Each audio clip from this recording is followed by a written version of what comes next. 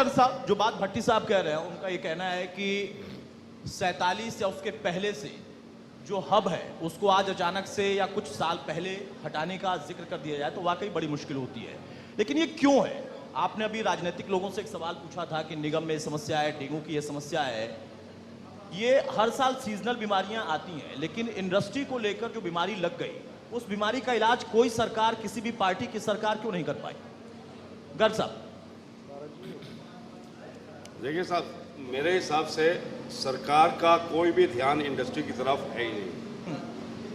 बातें बहुत होती हैं, मीटिंग्स बहुत होती हैं, परंतु कार्य नहीं होता कोई भी। अब ये जो भट्टी साहब ने अभी कहा है, इसके लिए बिल्कुल सही है कि हम 20 साल से इसके लिए लड़ रहे हैं। 20 साल से ये हो रहा है कि ये जो यहाँ पर इंडस्ट्री लगी है, ये बहुत पहले से 1947 से नहीं, ये यहाँ पर 1920 से लगी हुई है। यहाँ पर इंडस्ट्री, मेटल की इंडस्ट्री 1920 में पैदा हुई थी और जब से यहाँ पर इंडस्ट्री है और पनप रही है, परंतु अब सरकार उसको उखाड़ने की बात कर रही है। वो कहती है इसको बाहर लेके जाओ। It is impossible. एक ये पहले इंडस्ट्रियल टाउन ही डेवलप हुआ था। यहाँ बुढ़िया की रानी ने इसको एक इंडस्ट्रियल टाउन की तरह से डेवलप किया था। उसमें बाद में रेजिडेंसीज आ गए, बाजार आ गए, परंतु अब गवर्नमेंट कहती है कि साहब इसको सिर्फ हमें रेजिडेंशियल बनाना है। कहाँ जाएगी इंडस्ट्री?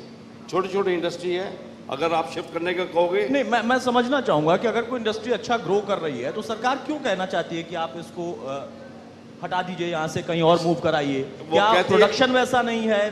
क्या क्वालिटी वो नहीं रह गई? उनकी बातों से ऐसे ही लगता है कि सरकार को इंडस्ट्री चाहिए ही नहीं। वो कहते हैं कि साहब बाहर जाइए, आप शहर से बाहर जाइए। अब इतना आसान नहीं होता है एक इंडस्ट्री को बाहर शिफ्ट करने में। एक इंडस्ट्री लगी हुई है, इस्टेब्लिश है, कई साल लग जाते हैं एक इंडस्ट्री को इस्टेब्लिश करने में, और जब वो इस्टेब्लिश होगी आप कहते हो उखाड़ लो। मुझे थोड़ा सा तार्किक नहीं लगता है ये समझना, और आप लोग बड़े अनुभवी व्यक्ति हैं।